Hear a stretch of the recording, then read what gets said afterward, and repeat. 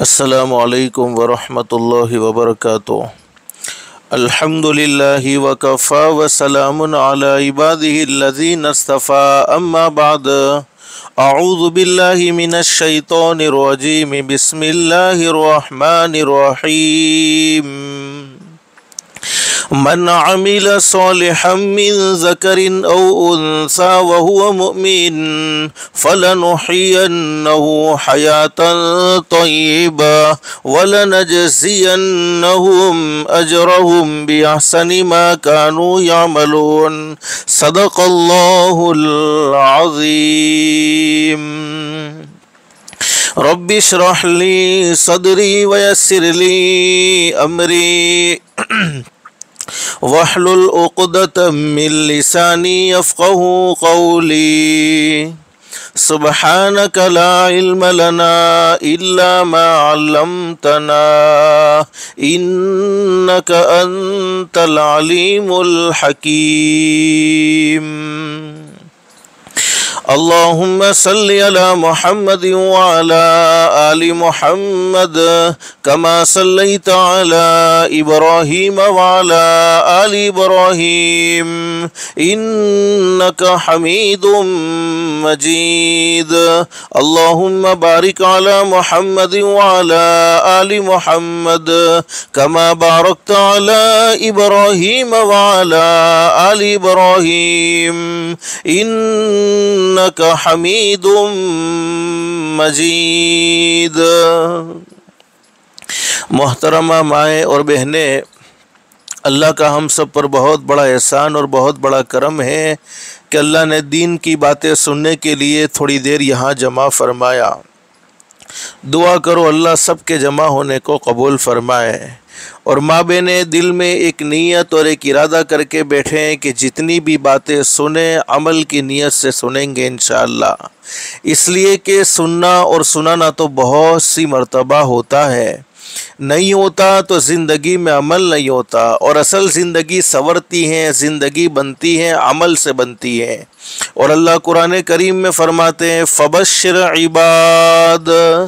अल्लाह फरमाते मेरे बंदों को और मेरी बंदियों को खुशखबरी सुना दो। कौन से बंदे और कौन सी बंदियाँ? अल्लाह कुरान करीम में फरमाते हैं अल्लज़ीना यस्तमिऊनल क़ौल फ़यत्तबिऊन अहसना। अल्लाह फरमाते मेरे वो बंदे और मेरी वो बंदियाँ जो दीन की बातों को, जो कुरान की बातों को, जो हदीस की बातों को ध्यान से सुनते हैं, तवज्जो से सुनते हैं और उस पर अमल करते हैं। अब अमल करने पर माँ बहने क्या इनाम मिलेगा? तो अल्लाह कुरान करीम में फरमाते हैं उलाइकल लज़ीना हदाहुमुल्लाह व उलाइका हुम उलुल अलबाब।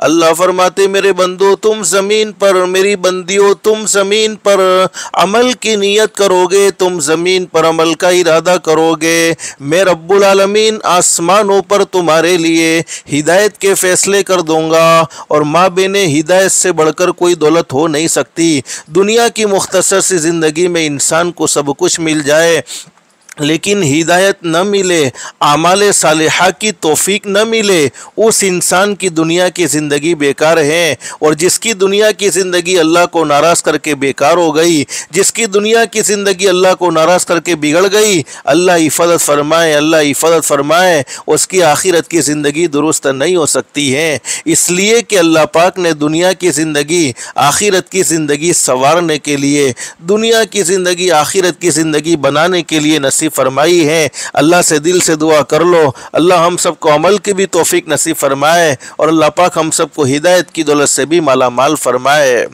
माँ बहने दुनिया की मुख्तसर से ज़िंदगी में अल्लाह पाक ने हम पर बेशुमार एहसानात किए हैं और हम सबको बेशुमार नेमतों से नवाजा है। लेकिन तमाम नेमतों में सबसे अजीम नेमत, सबसे कीमती दौलत दुनिया की मुख्तसर से ज़िंदगी में अल्लाह पाक ने हम सबको नसीब फरमाई, वो है दौलत दौलत ईमान मुसलमान के घर में पैदा फरमाया। अल्लाह ने ईमान की दौलत से मालामाल फरमाया। ईमान का मिल जाना ये अल्लाह की बहुत बड़ी नेमत, इससे बड़ी कोई नेमत हो नहीं सकती। लेकिन ईमान का मौत तक महफूज रहना ये उससे भी बड़ी नेमत है। और दुनिया की मुख्तसर ज़िंदगी में जितने भी हम नेक अमाल करते हैं, चाहे अपनी ज़िंदगी में नमाज़ों का अहतमाम करते हो, चाहे रमज़ान के रोज़े रखते हो, अल्लाह ने माल दिया हज अदा करने का अहतमाम करते हो, अल्लाह ने माल दिया ज़कात को अदा करने का अहतमाम करते हो, अभी इस वक्त दीन की बातें सुनने के लिए अपने वक्त को फारिग करना, अपने आप को अल्लाह की नाफरमानी से बचाना, दुनिया की ज़िंदगी में जितने भी हम भलाई के काम करते हैं, जितने भी बुराइयों के काम से अपने आप को बचाते हैं, तमाम नेक अमाल का एक ही मकसद है और तमाम बुराइयों से बचने का एक ही मकसद है कि जो ईमान अल्लाह ने हमें माँ की गोद से नसीब फरमाया वो ईमान कब्र में जाने तक महफूज कैसे रह जाए। इसलिए कि हदीस शरीफ में मौजूद है, मुस्लिम शरीफ में हदीस मौजूद, एक मरतबा हज़रत नबी करीम सल्लल्लाहु अलैहि वसल्लम तशरीफ़ फरमाए मस्जिद नबवी में, सहाबाए किराम का मजमा मौजूद है। हज़रत नबी करीम सल्लल्लाहु अलैहि वसल्लम ने सहाबाए किराम से फरमाया, बादिरू बिल आमाली फितनन का कितइल लैली मुज़लिमा। हदीस शरीफ में हमारे नबी ने सहाबाए किराम से फरमाया, मेरे सहाबाए किराम जितना हो सके ज़िंदगी में नेक अमाल में जल्दी करते रहो, यानी नेक अमाल को अपनी ज़िंदगी में जितना हो सके जल्दी करते रहो। ये ना सोचो कि मैं फलानी उम्र में नेक अमाल कर लूँगी, फलानी उम्र में नमाजी बन जाऊँगी, फलानी उम्र में अल्लाह को राज़ी करने वाली बन जाऊँगी, फलानी उम्र में फलाना गुनाह छोड़ दूँगी। माँ बहने, हकीकत ये है कि कल का कोई भरोसा नहीं है। ज़िंदगी में आने की तरतीब तो फिक्स है कि पहले दादा आते हैं, फिर अब्बा आते हैं, फिर बेटा आता है, फिर पोता आता है, लेकिन जाने की कोई तरतीब फिक्स नहीं है। इसलिए हदीस शरीफ में हमारे नबी हज़रत मुहम्मदुर रसूलुल्लाह सल्लल्लाहु अलैहि वसल्लम ने सहाबाए किराम से फरमाया, मेरे सहाबाए किराम जिंदगी को गनीमत समझकर जितने नेक अमाल जिंदगी में कर सकते हो कर लो, किसी के साथ भलाई का मामला कर सकते हो कर लो, अपने आप को जितने अल्लाह की नाफरमानी से बचाओगे ये हमारे लिए फ़ायदा है। और आगे हदीस शरीफ में हमारे नबी ने फरमाया, मेरी उम्मत का हाल इतना बुरा हो जाएगा, मेरी उम्मत ऐसे गुनाहों में पड़ जाएगी, अल्लाह की ऐसी नाफरमानी करने लगेगी, मेरी उम्मत का हाल इतना बुरा हो जाएगा। हदीस शरीफ में हमारे नबी ने फरमाया, सुबह में आदमी मोमिन होगा, लेकिन जब शाम को मौत आएगी तो जनाजा काफिर का उठ रहा होगा, और शाम को आदमी मोमिन होगा, लेकिन जब सुबह में मौत आएगी तो जनाजा काफिर का उठ रहा होगा। तो माँ बहने, मुझे मुख्तसर समझाना ये है, अल्लाह पाक ने हमें सबसे बड़ी कीमती दौलत नसीब फरमाई, दौलत ईमान। अल्लाह हम सबको इसकी कदरदानी की तौफीक नसीब फरमाए। हम अपनी मर्जी से मुसलमान के घर में पैदा नहीं हुए हैं, हम अपनी मर्जी से ईमान वाले के घर में पैदा नहीं हुए हैं, बल्कि ये तो अल्लाह ने हम पर फजल का मामला फरमाया, करम का मामला फरमाया। बलिल्लाहु यमुन्नु अलैकुम अन हदाकुम लिल ईमान इन कुंतुम सादिकीन। अल्लाह फरमाते, मेरे बंदो और मेरी बंदियों, ये मत समझना कि तुम अपनी मर्जी से मुसलमान के घर में पैदा हो गए हो, तुम अपनी मर्जी से ईमान वाले के घर में पैदा हो गए हो। अल्लाह फरमाते, ये तो मैंने तुम पर करम का, रहम का, एहसान का मामला किया कि तुम्हें ईमान की दौलत से माला माल फरमा दिया। अब ईमान मिल जाने के बाद एक मुसलमान मर्द की क्या जिम्मेदारी है, एक मुसलमान औरत की क्या जिम्मेदारी है, उस जिम्मेदारी को समझाने के लिए अल्लाह पाक ने अंबिया इकराम का सिलसिला शुरू फरमाया। सबसे पहले नबी हजरत आदम अलैहिस्सलातु वस्सलाम इस दुनिया फ़ानी में तशरीफ़ लाते हैं, और सबसे आखिर में हमारे आका ताजदार मदीना मुहम्मदुर रसूलुल्लाह सल्लल्लाहु अलैहि वसल्लम इस दुनिया फ़ानी में तशरीफ़ लाते हैं। तमाम के तमाम नबियों ने दुनिया में बसने वाले लोगों को एक ही पैगाम दिया, ओ लोगों, अल्लाह को मानो। क्या मतलब है? करने धरने वाली ज़ात एक अल्लाह की है, इज़्ज़त देने वाला भी एक अल्लाह है, जलील करने वाला भी एक अल्लाह है, बीमारी देने वाला भी अल्लाह, तंदुरुस्ती देने वाला भी अल्लाह, दीन को रात में बदलने वाला भी अल्लाह, रात को दिन में बदलने वाला भी अल्लाह, मौत देने वाला भी अल्लाह, मौत के बाद दोबारा जिंदगी देने वाला भी अल्लाह, और बगैर हिसाब व किताब के हलाल पाकीदा रोज़ी देने वाला भी सिर्फ एक अल्लाह ही दी है, अल्लाह को मानो और अल्लाह की मानो। क्या मतलब? जिन कामों को अल्लाह ने करने को कहा उन कामों को करने वाले बन जाओ, और जिन कामों से रब्बुल आलमीन ने रोका उन कामों से अपने आप को बचा लो। आखिर में हमारे नबी हजरत मोहम्मद रसूलुल्लाह सल्लल्लाहु अलैहि वसल्लम इस दुनिया फ़ानी में तशरीफ़ लाते हैं। आपने भी अपनी उम्मत को ज़िंदगी गुजारने का खूबसूरत तरीका सिखलाया, आपने अपनी उम्मत को बेहतरीन ज़िंदगी गुजारने का तरीका सिखलाया, और हज़रत नबी करीम सल्लल्लाहु अलैहि वसल्लम ने अपनी ज़िंदगी में ये बातें वाज़े फरमा दी। कौन सा रास्ता इख्तियार करोगे तो जन्नत में जाओगे, कौन सा रास्ता इख्तियार करोगे तो जहन्नम में जाओगे। और माँ बहने में अक्सर कहा करता हूँ मुख्तसर से वक्त में, औरतों के लिए लंबे लंबे बयान की कोई ज़रूरत नहीं है, औरतों के लिए लंबी लंबी तकरीरों की कोई ज़रूरत नहीं है, औरतों का दिन बहुत आसान है। एक हदीस में हज़रत नबी करीम सल्लल्लाहु अलैहि वसल्लम ने इरशाद फरमाया, माँ बहने मरने के बाद के दो ठिकाने हैं। हर इंसान को ये मालूम होना चाहिए कि उसे एक न एक दिन ये दुनिया छोड़कर चले जाना है। दुनिया में लोगों ने बड़े से बड़ी हकीकतों का इनकार किया है, लेकिन दुनिया छोड़कर जाना और मौत का आना ये एक ऐसी सच्ची हकीकतें हैं, ये एक ऐसी पक्की हकीकतें हैं कि दुनिया में रहने वाला कोई भी इंसान, चाहे किसी भी मज़हब से ताल्लुक़ रखने वाला हो, चाहे किसी भी जमात से ताल्लुक़ रखने वाला हो, वो इस बात का ज़रूर इकरार करता है कि मुझे एक न एक दिन ये दुनिया छोड़ देनी है, आखिरत का सफ़र ज़रूर करना है। बाकी रहने वाली ज़ात तो सिर्फ़ एक अल्लाह ही की है। अल्लाह कुरान करीम में फरमाते, कुल्लु मन अलैहा फ़ानिन व यबक़ा वजहु रब्बिका ज़ुल जलाली वल इकराम। अल्लाह फरमाते, दुनिया में पैदा होने वाली हर चीज़ को फ़ना हो जाना है, हर चीज़ को ख़त्म हो जाना है। बाकी रहने वाली ज़ात अगर किसी की है तो वो सिर्फ एक अल्लाह ही की है। अल्लाह हमेशा हमेश से हैं और अल्लाह हमेशा हमेश बाकी रहेगा।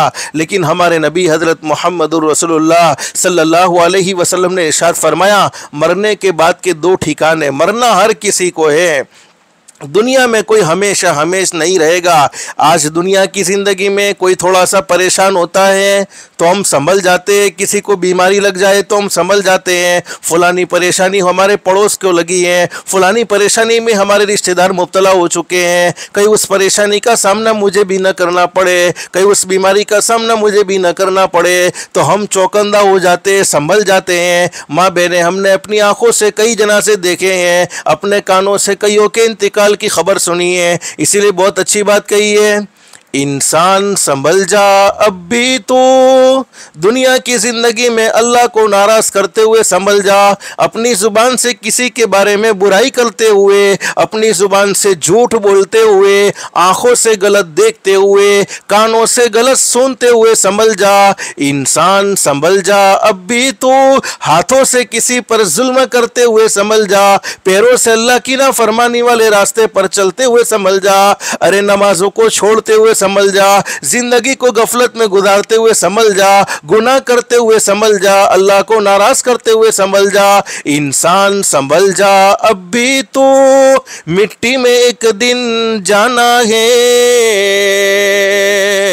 तेरे बड़े भी चले गए और तेरा भी नंबर आना है। हर एक को बारी बारी ये दुनिया छोड़ देनी होगी, कोई दुनिया में हमेशा हमेश के लिए नहीं है। लेकिन हमारे नबी ने फरमाया, मरने के बाद के दो ठिकाने, एक जन्नत और एक जहन्नम। जन्नत कामयाब लोगों का ठिकाना है, जहन्नम नाकाम लोगों का ठिकाना है। लेकिन एक हदीस में हज़रत नबी करीम सल्लल्लाहु अलैहि वसल्लम ने औरतों के लिए कैसी ज़बरदस्त बात बयान फरमा दी। चूँकि ये बातें औरतों के लिए, इसलिए मैं ये हदीस मुख्तसर आपकी खिदमत में पेश कर देता हूँ। अल्लाह से दिल से दुआ कर लो, अल्लाह सबको अमल की तौफीक नसीब फरमाए। हदीस शरीफ में मौजूद है कि जन्नत में एंटर होने के लिए, जन्नत में दाखिल होने के लिए अल्लाह पाक ने 8 दरवाजे बनाए हैं। हदीस शरीफ में हमारे नबी ने फरमाया, मेरी उम्मत की वो औरत जिसने अपनी ज़िंदगी में 5 खूबियों को दाखिल किया होगा, अपनी ज़िंदगी में 5 काम कर लिए होंगे, जन्नत के हर दरवाजे से उसे पुकारा जाएगा, अल्लाह की बंदी मुझ में से दाखिल हो जा। उसे जन्नत का इंतज़ार करना नहीं पड़ेगा, जन्नत का हर दरवाज़ा उस औरत का इंतज़ार करेगा और जन्नत का हर दरवाज़ा उस औरत को पुकार पुकार कर कहेगा, अल्लाह की बंदी मुझ में से दाखिल हो जा, अल्लाह की बंदी मुझ में से दाखिल हो जा। हदीस शरीफ में हमारे नबी ने फरमाया, सबसे पहला काम अस्सला, नमाज को जुमा के साथ ख़ास मत करो, नमाज को रमज़ान के साथ ख़ास मत करो। रबीउल अव्वल के महीने में हमारे नबी हज़रत मुहम्मदुर रसूलुल्लाह सल्लल्लाहु अलैहि वसल्लम इस दुनिया फ़ानी में तशरीफ़ लाते हैं और रबीउल अव्वल के महीने में हमारे नबी ने इस दुनिया फ़ानी से पर्दा फरमाया। आपने अपनी ज़िंदगी में भी ये पैगाम दिया, क़ुर्रतु ऐनी फ़िस्सलाह, मेरे उम्मतियों मेरी आँखों को ठंडा करना चाहते हो, मेरे दिल को राहत पहुँचाना चाहते हो, मेरे दिल को सुकून पहुँचाना चाहते हो तो कभी नमाज को मत छोड़ना, नमाज की पाबंदी हमेशा करते रहना। और आखिरी वक्त में भी हजरत नबी करीम सल्लल्लाहु अलैहि वसल्लम ने अपनी उम्मत को यही पैगाम दिया, अस्सलाह अस्सलाह अस्सलाह, मेरे उम्मतियों नमाज को मत छोड़ना। और हदीस शरीफ में फरमाया नबी करीम सल्लल्लाहु अलैहि वसल्लम ने, मेरे उम्मतियों नमाज का एहतमाम करते रहो, नमाज की पाबंदी करने की बरकत से सबसे बड़ा इनाम ये मिलेगा, रूह निकालने वाले फरिश्ते मलकुल मौत आखिरी वक्त में शैतान को दूर कर देंगे और खुद कलमा पढ़ाएंगे, यानी मौत के वक्त ज़रूर कलमा नसीब हो जाएगा और रिस्क की तंगी को अल्लाह पाक दूर फरमा देगा, हलाल पाकीदा रोज़ी नसीब फरमाएगा। आज बहुत सी औरतें कहती है मौल साहब छोकरा मानता नहीं, छोकरा हमारी फरमा बरदारी करता नहीं। तो माँ बहने हम अल्लाह के नाफरमान होते हैं, अल्लाह औलाद को नाफरमान बना देता है। आज माँ बहने बड़ा अजीब माहौल हमारे घरों का नज़र आता है। पहले घरों में सुकून और इत्मीनान हुआ करता था, अरे रात को बैठते अब्बा भी होते, अम्मी भी होते, दादा भी होते, दादी भी होती, भाई भी होती, बहन भी होते, माँ बेटे सब आपस में बैठकर मोहब्बत की बातें होती थी। आज बड़ा अजीब घर कब्रिस्तान नजर आता है, बाप अपने मोबाइल में बिजी, माँ अपने मोबाइल में बिजी, दादा अपने मोबाइल में बिजी, दादी अपने मोबाइल में बिजी, हर कोई आदमी अपने मोबाइल का इस्तेमाल कर रहा है, जिसके नतीजे में माँ बाप अपने बच्चों को वक्त नहीं देते हैं और नमाज का एहतमाम करना बड़ा मुश्किल होता है। मोबाइल का ओवरलोड इस्तेमाल करने की वजह से, ज़रूरत से ज़्यादा इस्तेमाल करने की वजह से हमारे बच्चे हमसे भी दूर हो गए, आखिरत से भी दूर हो गए और अल्लाह से भी दूर हो गए। और बहुत सी औरतें कहती है मौल साहब घर में काम बहु હોય છે, કામના કારણે નમાઝ નથી પढ़ी सकती।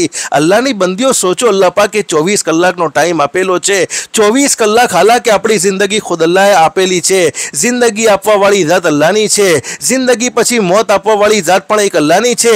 24 કલાક અલ્લાહે આપણને આપેલા હોય और 24 કલાકમાં અલ્લાહ પાકે આપણને ઘણી બધી નેમતો ખવડાવી હોય, ઘણી બધી અલ્લાહ પાકની નેમતોથી આપણે ફાયદો ઉઠાવતા હોય અને 24 કલાકમાં 1 કલાક માટે અથવા સવા કલાક માટે અથવા 1.5 કલાક માટે આપણે અલ્લાહના સામે ન ઝૂકી શકીએ, અલ્લાહના સામે સજદો ન કરી શકીએ तो माँ बहने ये हमारा ईमान कैसा, ये हमें कैसे जन्नत में ले जा सकता है। और माँ बहने एक बात सुन लो, बहुत सी औरतें कहती है अरे छोटे छोटे बच्चों की वजह से नमाज नहीं पढ़ी जाती। मैं कहा करता हूँ माँ बहने तुम्हारा दीन बहुत आसान है। उलमा ने लिखा है बच्चे वाली औरत की 2 रकात नमाज, बच्चे वाली औरत की 2 रकात नमाज बगैर बच्चे वाली औरत की 82 साल की इबादत से अफजल है। एक बगैर बच्चे वाली औरत 82 साल इबादत करती है और एक बच्चे वाली औरत 2 रकात नमाज पढ़ती है, तो बच्चे वाली औरत की 2 रकात नमाज बगैर बच्चे वाली औरत की 82 साल की इबादत से अफजल है। और बड़ी बड़ी ज़बरदस्त बात उलमा ने बयान फरमाई है, हामिला औरत की, प्रेगनेंट औरत की 2 रकात नमाज बगैर हमल वाली औरत की 80 रकात नमाज से अफजल है। माँ बहने मुझे मुख्तसर तुम्हारा दीन समझाना है कि अल्लाह ने तुम्हें क्या मकाम और क्या मर्तबे से नवाजा है, अल्लाह ने तुम्हारे लिए दीन पर चलना कितना आसान फरमाया है। हदीस शरीफ में हज़रत नबी करीम सल्लल्लाहु अलैहि वसल्लम ने तुम्हें मकाम और मर्तबा दिया, वरना हमारे नबी हज़रत मुहम्मदुर रसूलुल्लाह सल्लल्लाहु अलैहि वसल्लम के आने से पहले औरतों का कोई वैल्यू नहीं था, कोई मकाम नहीं था, कोई मर्तबा नहीं था। बड़ी ज़बरदस्त बात बयान फरमाई है उलमा ने।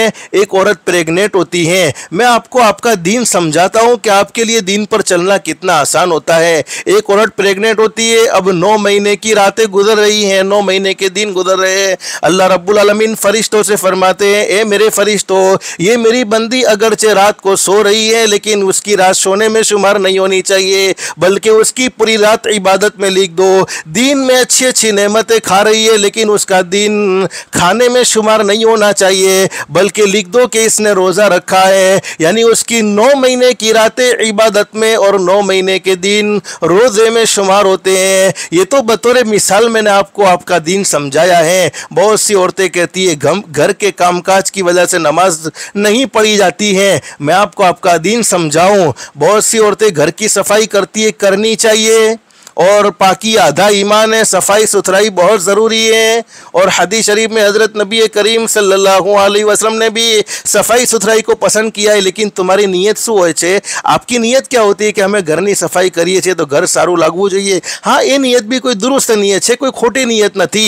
પણ ઉલમાએ બડી જબરદસ્ત વાત બયાન ફરમાવી છે।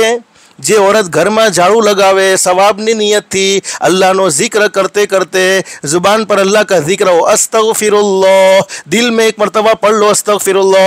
हदीस शरीफ में फरमाया नबी करीम सल्लल्लाहु अलैहि वसल्लम ने एक मरतबा अस्तगफिरुल्लाह कहने की बरकत से अल्लाह पाक जिंदगी के सारे गुनाहों को माफ़ फरमा देते हैं। और अल्लाह रब्बुल आलमीन आसमान पर ऐलान फरमाते, मेरी बंदी तूने अस्तगफिरुल्लाह कह दिया, मुझसे माफ़ी मांग ली, मैंने तुझे ऐसा माफ़ कर दिया गोया तूने गुनाह किया ही नहीं था। तो उलमा ने लिखा है कि वो औरत जो सवाब की नीयत से घर में झाड़ू लगाए, अल्लाह का जिक्र करते हुए झाड़ू लगाए, उस औरत को बैतुल्लाह में झाड़ू लगाने का सवाब मिलता है। अब लोग बैतुल्लाह में जाने को तरसते हैं और तुम घर में अल्लाह का जिक्र करते हुए सवाब की नीयत से झाड़ू लगाओ, अल्लाह तुम्हें बैतुल्लाह में झाड़ू लगाने का सवाब अता फरमाते हैं। और बहुत सी औरतों की ये तमन्ना होगी, हमारे बहुत से भाइयों की भी ये तमन्ना होगी कि अल्लाह बहुत जल्द से जल्द मक्कतुल मुकर्रमा का सफ़र करवा दे, मदीनतुल मुनव्वरा का सफ़र करवा दे।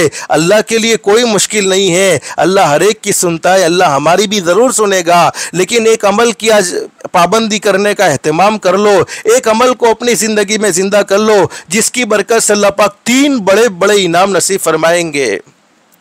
उलमा ने लिखा है कि जो शख्स रोज़ाना 313 मरतबा दुरूद शरीफ पढ़ने का एहतमाम करे, बेहतर दुरूद शरीफ अल्लाहुम्मा सल्ली अला मुहम्मद व अला आलि मुहम्मद कमा सल्लैता अला इब्राहीम व अला आलि इब्राहीम इन्नका हमीदुम मजीद, अल्लाहुम्मा बारिक अला मुहम्मद व अला आलि मुहम्मद कमा बारकता अला इब्राहीम व अला आलि इब्राहीम इन्नका हमीदुम मजीद।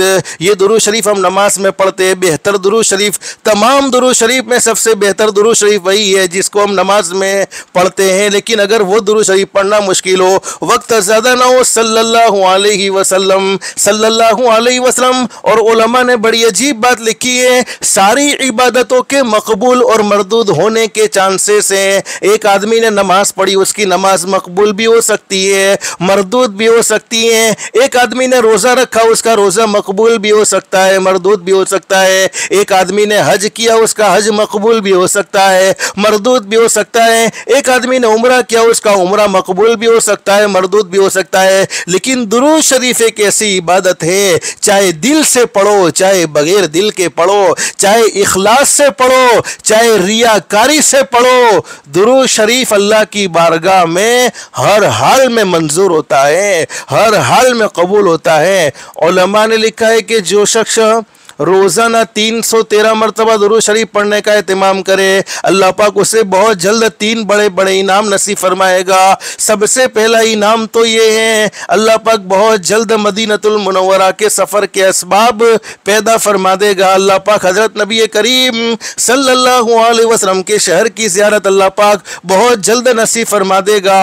और दूसरा बड़ा इनाम, हमारे दिल की ये तमन्ना है, हमारे नबी की सीरत को पढ़कर, हमारे नबी की ज़िंदगी को करके आप कैसे थे, अल्लाह पाक बहुत जल्द हजरत नबी करीम सल्लल्लाहु अलैहि वसल्लम की ख्वाब में ज़ियारत नसीब फरमा देगा।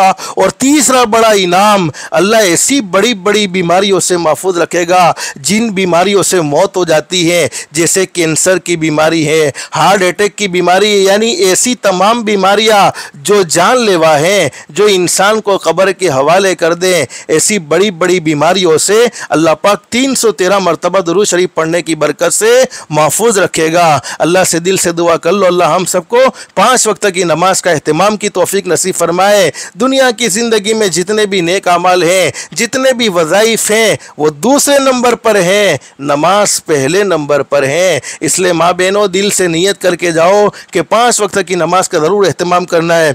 दूसरा काम, हज़रत नबी करीम सल्लल्लाहु अलैहि वसल्लम ने इरशाद फरमाया, मेरी उम्मत की वो औरत जिसने रमज़ान के रोज़े रखे, रोज़ों को बगैर किसी शरई उज़्र के न छोड़ा। हाँ, उन अय्याम में जिनमें नमाजें माफ़ हो जाती है, रोज़े भी माफ़ हो जाते हैं, अलबत्ता रोज़े की कज़ा करनी होती है, नमाज़ों की कज़ा नहीं करनी होती है। तो फरमाया, दूसरा काम जिसने रमज़ान के रोज़े रखे। तीसरा काम, जिसको अल्लाह ने माल दिया था, जिसको अल्लाह ने दौलत दी थी और ज़कात को अदा करने का एहतमाम किया। और चौथा काम फरमाया नबी करीम सल्लल्लाहु अलैहि वसल्लम ने, वो औरत जिसने अपने आप को पर्दे में रखा। माँ बहने, ये बात भी ख़ास सुन लो, अल्लाह ने तुम्हें एक मकाम दिया है, एक मर्तबा दिया है, तुम अल्लाह के नज़दीक शान वाली हो, तुम अल्लाह के नज़दीक मकाम वाली हो, इसलिए तुम्हें पर्दे में रहने को कहा गया है। तुम पर यह जुल्म नहीं है। हम दुनिया की ज़िंदगी में खुद अपने आँखों से ये नज़ारा देखते हैं, जो चीज़ कीमती होती है हम उसको खुली नहीं छोड़ते, बल्कि उसको हिफाजत से तिजोरी में रखते हैं, लॉकर में रखते हैं। अल्लाह रब्बुल आलमीन के नज़दीक औरतें बड़ी कीमती हैं, औरतों का बड़ा मकाम और मर्तबा है, इसलिए औरतों को कहा गया कि तुम अपने आप को पर्दों में रखो, पर्दे में रहने का एहतमाम होना चाहिए। माँ बहने, जिसकी बरकत से अल्लाह पाक, आज मैं आपको बहुत सी मर्तबा, बहुत सी औरतों को मैं कहा करता हूँ, जब भी मस्तूरात में बात करने का मौका होता है, माँ बाप के गुनाहों की नहुसत बाज़ दफ़ा उसकी औलाद पर गैर शऊरी तौर पर मुंतकिल हो जाती हैं। इसलिए अपने आप को हया वाला बनाओ, शर्म वाला बनाओ। अल्लाह रब्बुल आलमीन को वो औरत बहुत ज़्यादा पसंद है जो अपने आप को पर्दे में रखती हो, किसी गैर के सामने अपना चेहरा हरगिज़ ना खोले। पर्दे का ख़ास तौर पर एहतमाम होना चाहिए। और मैंने कहा ना, अल्लाह पाक ने औरतों को बड़ा मकाम और बड़ा मर्तबा दिया है। तुम क्या समझती हो, तुम्हें अल्लाह ने क्या शान नसीब फरमाई।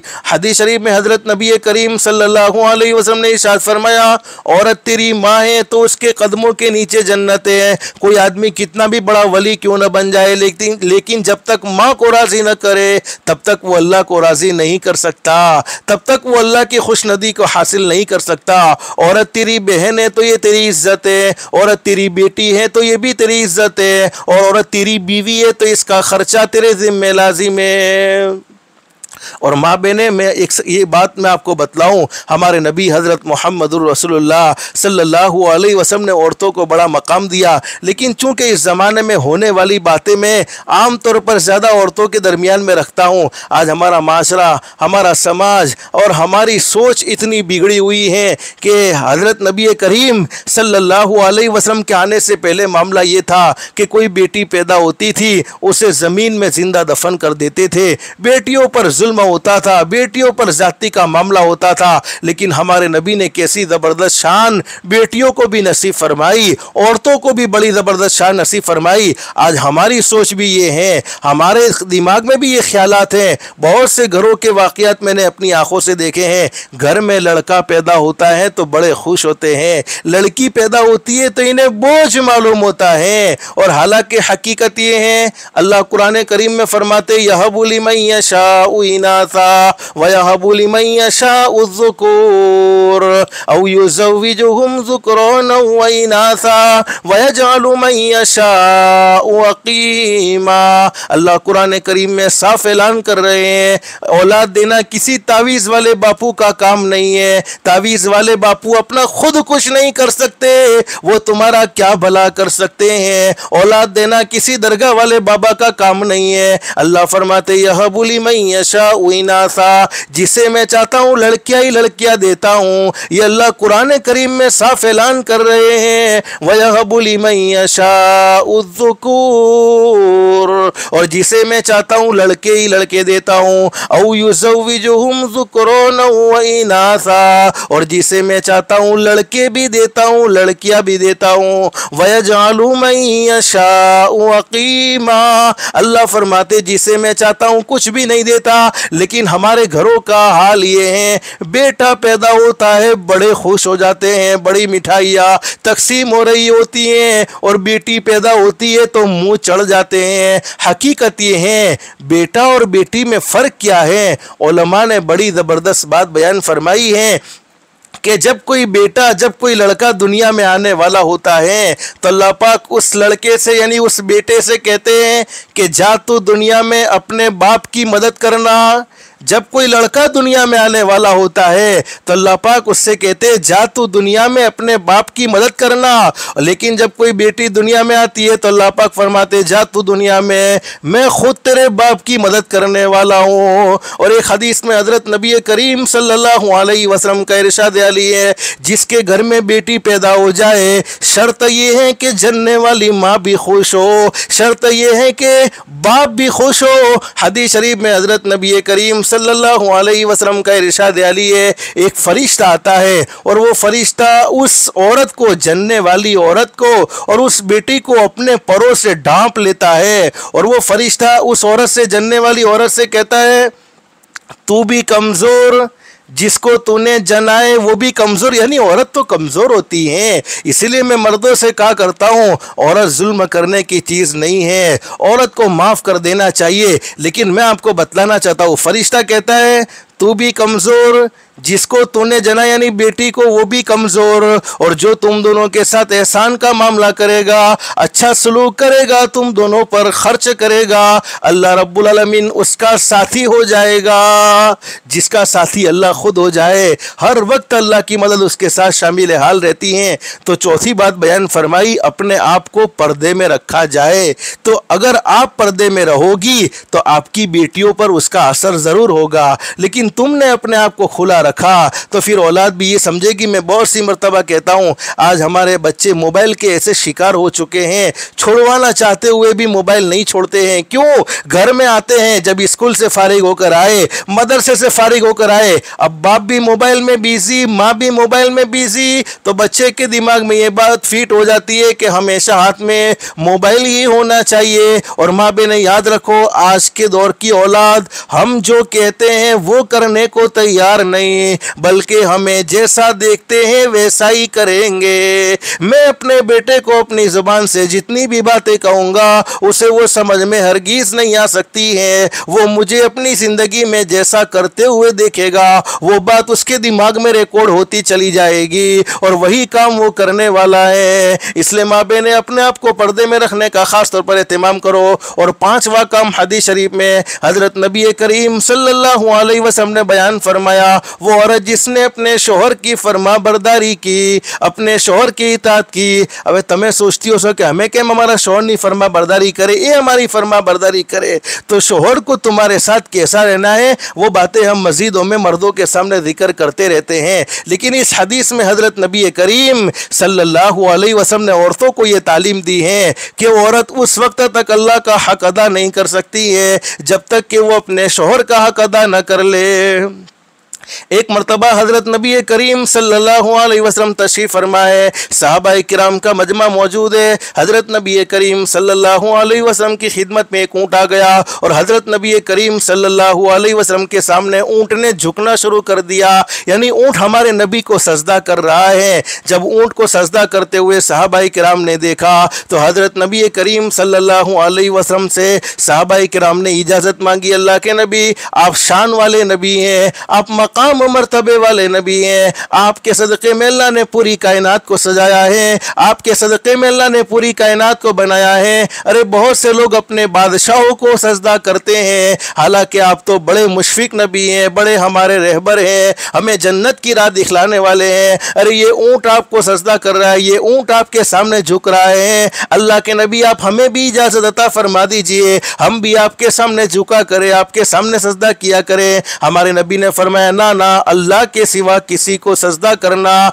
जायज़ नहीं। जब हमारे नबी ने अपने सामने सजदा सहाबा इकराम को नहीं करवाया, अल्लाह के सिवा किसी के सामने सजदा करना जायज़ नहीं। अगर हमारी पेशानी झुक सकती है तो वो सिर्फ एक अल्लाह ही के सामने झुकेगी, किसी दरगाह के सामने, किसी कब्र के सामने हरगिज़ हमारी पेशानी नहीं झुक सकती है। लेकिन हमारे नबी ने कैसी ज़बरदस्त बात बयान फरमा दी, अगर अल्लाह के अलावा मैं किसी को सजदे की इजाज़त दे देता, दी नहीं है लेकिन देता, तो औरत से यानी बीवी से कहता कि वो अपने शोहर को सजदा करे। हदीस मुकम्मल नहीं हुई। आगे हदीस शरीफ में फरमाया नबी करीम सल्लल्लाहु अलैहि वसल्लम ने, औरत के ज़िम्मे शोहर का ये हक है कि उसका शोहर उसे यूं कह दे, पीले रंग के पहाड़ को, पहाड़ तो आप जानती हैं कितना ज़बरदस्त होता है जिसको उठाने की कोई ताकत नहीं रखता, लेकिन हमारे नबी ने हुकूक समझाए हैं।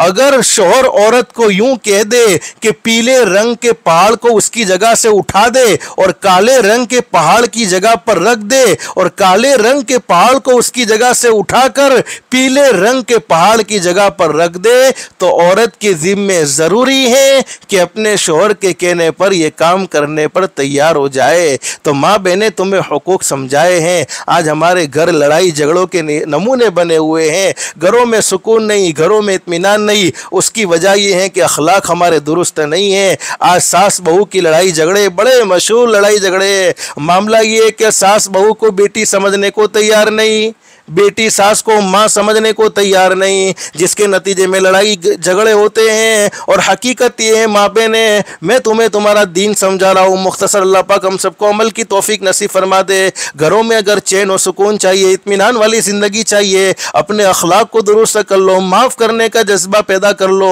अरे किसी की बेटी हमारे घर में बहू बनकर आई है, हकीकत ये है कि माँ बाप के लिए उनकी बेटियाँ बोझ नहीं होती है, बल्कि माँ बाप को अपनी बेटियों से बड़ी मोहब्बत होती है। ये तो रुखसत करना अल्लाह के हुक्म पर होता है, रुखसत करना हजरत नबी करीम सल्लल्लाहु अलैहि वसल्लम के हुक्म पर होता है। वरना माँ बाप अपनी बेटी को घर से निकालना नहीं चाहते हैं, पूरी जिंदगी घर पर रखने के लिए माँ बाप तो तैयार होते हैं, लेकिन शरीयत ये कह रही है कि नहीं, जवान हो जाए उसकी शादी कर दो, उसे रुखसत कर दो, उसे ससुराल भेज दो। मैं बहुत सी मरतबा कहा करता हूँ, माँ बाप को अपनी बेटियों से बड़ी मोहब्बत होती है। अरे जब बेटी रुखसत होने वाली होती है, ससुराल रवाना होने वाली होती है, हकीकत यह है कि उस वक्त बाप के चेहरे पर हंसी होती है, माँ का चेहरा खुश होता है, हंसी होती है, लेकिन दिल इनका गमगीन होता है, दिल पर वो सदमा सवार होता है। दिल में उनके जो गम होता है, हम उनसे कह दे कि भाई तुम अपनी बेटी को रुखसत कर रहे हो, ज़रा उस रुखसती का जो तुम्हारे दिल पर सदमा है, उस सदमे को ज़ुबान से बयान कर दो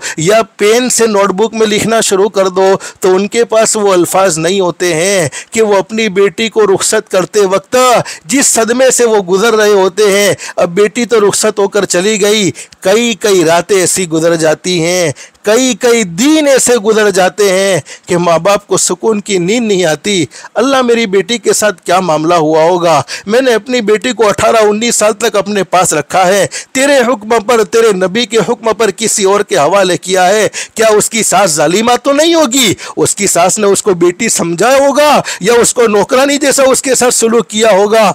उसके शोहर ने उसको मोहब्बत दी होगी या उसके शोहर ने उस पर जुल्म किया होगा? माँ बहन, हकीकत ये है आज घर लड़ाई झगड़ों के शिकार इसी वजह से है, अखलाक दुरुस्त नहीं है। लेकिन दुनिया की ज़िंदगी में हमारी सोच ये है, हमारी बेटियों को राहत मिले, दूसरों की बेटियों को दुखी करो, लेकिन ऐसा हो नहीं सकता। कमा तदीन तुदान, जैसा करोगे वैसा करो भरोगे, जैसी करनी वैसी भरनी, ना मानो तो करके देखो। माँ बहने, अगर बहू घर में आई है, नादान है, अगर कोई गलती हो जाए अल्लाह के लिए माफ़ कर दो।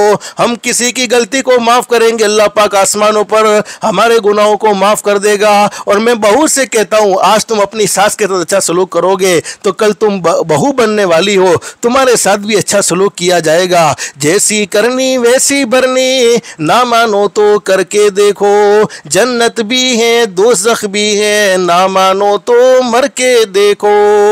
भले अमल का भला नतीजा, जिसने किसी के साथ भलाई का मामला किया है, हकीकत यह है कि उसने किसी के साथ नहीं किया, अपनी ज़ात के साथ भला किया है। और जिसने किसी के साथ बुराई का मामला किया है, हकीकत यह है कि उसने किसी के साथ बुराई का मामला नहीं किया, बल्कि अपनी ज़ात के साथ बुराई का मामला किया है। भले अमल का भला नतीजा, बुरे अमल का बुरा नतीजा, जिन लोगों ने बुरा किया है चलकर उनका घर देखो।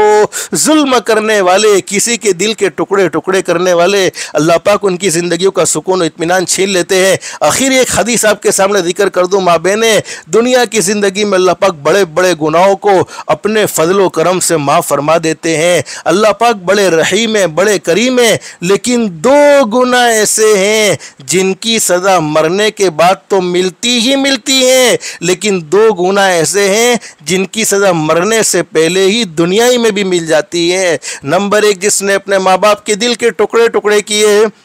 इसलिए मैं अपनी बेटियों से, बहनों से कहूँगा, हमेशा माँ की फरमाबरदारी करो, माँ की हर बात को माना करो। वो बात जो शरीयत के ख़िलाफ़ नहीं है, अल्लाह को नाराज़ करने वाली नहीं है, वो माँ की हर बात मान लिया करो। फरमाया कि जिसने अपने माँ बाप के दिल के टुकड़े टुकड़े किए। नंबर दो, जिसने किसी पर जुल्म का मामला किया।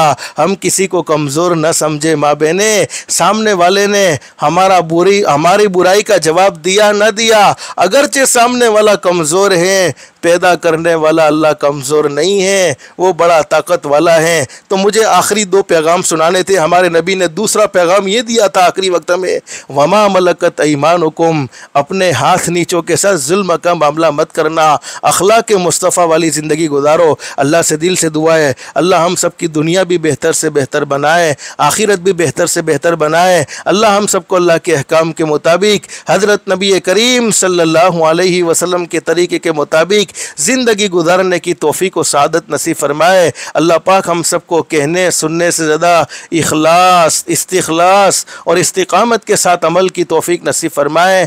आमीन या रब्बल आलमीन। व आखिरु दावाना अनिल हम्दुलिल्लाहि रब्बिल आलमीन। अस्तग़फिरुल्लाह।